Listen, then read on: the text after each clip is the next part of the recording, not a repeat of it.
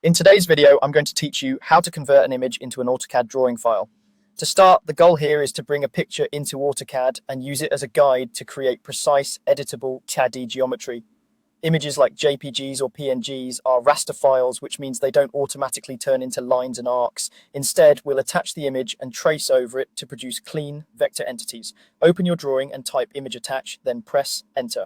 In the file dialog, pick your image such as a JPG, PNG, or BMP. After you click open, AutoCAD will prompt you for an insertion point. Click where you want the image to sit in your drawing. Next, it will ask for a scale. If you know the real size of something in the image, you can enter a scale factor that brings it close to true size. If you're unsure, accept the default and we'll use the image purely as a visual reference. Finally, set the rotation. 0 is usually best, so the image comes in level. Place the image where it's easy to see and not too small.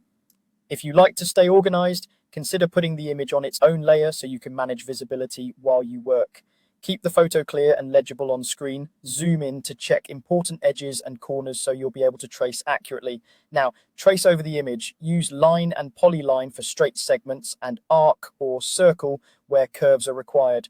Turn on ortho mode for perfectly horizontal and vertical lines and enable object snaps like endpoint, midpoint, and center to keep your geometry precise.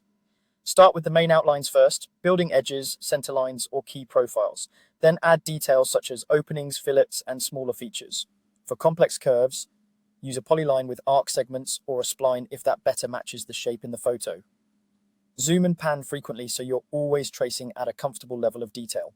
Keep your geometry tidy, close polylines where appropriate, and avoid overlapping segments. If a corner looks fuzzy in the image, trace to the most consistent, repeatable edge rather than the noisy pixels. Use layers to separate different elements, like outlines, center lines, and annotations, so the drawing remains clear as it grows. When you're done, you'll have a clean CAD drawing built from your traced lines and arcs. The image served as a guide. Your actual design is now the precise vector geometry you created, ready for editing, dimensioning, and drafting.